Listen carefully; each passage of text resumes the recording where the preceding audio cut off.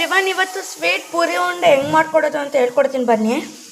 ನಾವು ಆರ್ಗ್ಯಾನಿಕ್ ಬೆಲ್ಲ ಎತ್ಕೊಂಡಿದ್ದೀವಿ. ನೀವು ಮಾಮೂಲಿ ಬೆಲ್ಲ ಎತ್ಕೊಂಡ್ರೆ ಪುಡಿ ಮಾಡ್ಬೇಕು ಚೆನ್ನಾಗಿ.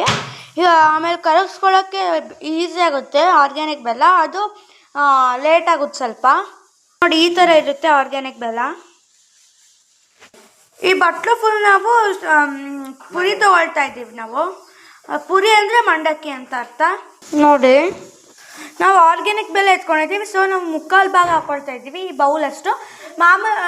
ಮಾಮೂಲಿ ಬೆಲ್ಲ ಆಗಿದ್ರೆ ಅರ್ಧ ಹಾಕ್ಕೋಬೇಕಾಗಿತ್ತು ನಾವು. ನೋಡಿ, ಬೆಲ್ಲನ ಇಷ್ಟು ಹಾಕ್ಕೋಬೇಕು ನಾವು. ಒಂದೂವರೆ ಹಿಡಿ ಹುರ್ಗಡ್ಲೆ ಏಲಕ್ಕಿ ಪುಡಿ ಮಾಡಿರೋದು ಈ ಸ್ಪೂನ್ ಫುಲ್ಲು ಇದಕ್ಕೆ ಹಾಕ್ಕೊಂಡಿದ್ದೀನಿ ನಾನು.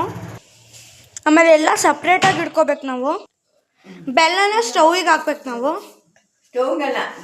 ಬಾಣಲಿಗೆ ಹಾಕಿದ್ಮೇಲೆ ಸ್ಟವ್ ಹಚ್ಬೇಕು ನಾವು. ಈ ರೋಡ್ದಲ್ಲಿ 1/4 ಲೋಟ ನೀರು ಹಾಕ್ಬೇಕು. ಸ್ಟವ್ ಹಚ್ಚಿದ್ಮೇಲೆ ಹಾಕ್ತಾ ಇರೋದು ಪಾನ್ಕ ಆಗಕ್ಕೆ. ಈ ಥರ ಮಾಡ್ಕೋಬೇಕು ನಾವು. ಬಿಟ್ಟರೆ ಸೀದೋಗುತ್ತೆ. ಫುಲ್ ಕರಗಬೇಕು, ಪಾಕ ಆಗಬೇಕು. ಇಲ್ಲ ಕೈ ಅಲ್ಲಾಡಿಸ್ತಾನೆ ಇರಬೇಕು. ಏಲಕ್ಕಿ ಮತ್ತು ಹುರ್ಗಡ್ಲೆ ಎಲ್ಲ ಪುರಿಗೆ ಮಿಕ್ಸ್ ಮಾಡೋದು. ಎಲ್ಲ ಮಿಕ್ಸ್ ಮಾಡ್ಬೇಕು ನಾವು ಪುರಿ ಜೊತೆ. ಪುರಿ ಅಂದರೆ ಮಂಡಕ್ಕಿ. ಇನ್ನೊಂದ್ಸತಿ ಹೇಳ್ತಾ ಇದ್ದೀನಿ. ಈ ಥರ ಆಗಬೇಕು, ಎಳೆ ಬರಬೇಕು. ಇಲ್ಲಾಂದರೆ ಟೇಸ್ಟ್ ಚೆನ್ನಾಗಿ ಸಿಗಲ್ಲ, ಸರಿಯಾಗೂ ಆಗಲ್ಲ. ಈ ಥರ ಬರಬೇಕು. ಬೆಲ್ಲ ಪಾಕ, ಎಳೆ ಪಾಕ ಆಗಬೇಕು. ಅದೆಲ್ಲ ಪುರಿಗೆ ಹಾಕೋಬೇಕು ನಾವು. ಇದು ಹುರ್ಗಡ್ಲೆ ಇದ್ರೆ ತುಂಬ ಟೇಸ್ಟ್ ಬರುತ್ತೆ. ನಿಮಗೆ ಬೇಕು ಅಂದರೆ ಹಾಕೋಬೋದು, ಇಲ್ಲ ಅಂದರೆ ಬಿಡ್ಬೋದು. ಬೇಕು ಅಂದರೆ ಹಾಕೋಬೋದು, ಇಲ್ಲಾಂದರೆ ಬೇಡ. ನಾವೇನೇನು ಹಾಕೊಂಡಿದ್ವೋ ಅದು ಹಾಕ್ಕೊಂಡ್ರೆ ಫುಲ್ ಟೇಸ್ಟ್ ಬರುತ್ತೆ. ಕೆಳಗಡೆ ಜಾಸ್ತಿ ಪಾಕ ಇರುತ್ತೆ. ಸೊ ನಾವು ಪೇಪರಿಗೆ ಹಾಕ್ಕೊಳ್ತಿದ್ವಿ. ಪೇಪರಿಗೆ ಹಾಕ್ಕೊಂಡ್ರೆ ತಿಕ್ಕಾಗಿರುತ್ತೆ.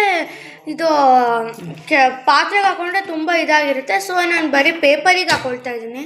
ಈ ಥರ ಎಕ್ಸ್ಟ್ರಾ ಇರುತ್ತಲ್ವ, ಸೊ ಎಕ್ಸ್ಟ್ರಾ ಪಾಕ ಇರುತ್ತಲ್ಲ, ಸೊ ಮಂಡಕ್ಕಿ ಹಂಗೆ ಬಿಡಬೇಕು. ಮತ್ತು ಇನ್ನೊಂದು ಸ್ವಲ್ಪ ಬರೀ ಮಂಡಕ್ಕಿ ಹಾಕೋಬೇಕು. ನನ್ನ ಕೈಯಲ್ಲಿ 2 ಬೇಕಾಗುತ್ತೆ. ದೊಡ್ಡವ್ರ ಕೈಯಲ್ಲಿ ದೊಡ್ಡವ್ರ ಕೈಯಲ್ಲಿ 1 ಮತ್ತು 2 ಸಾಕು. ನಾನು 3 ಹಾಕ್ತಾಯಿದ್ದೀನಿ.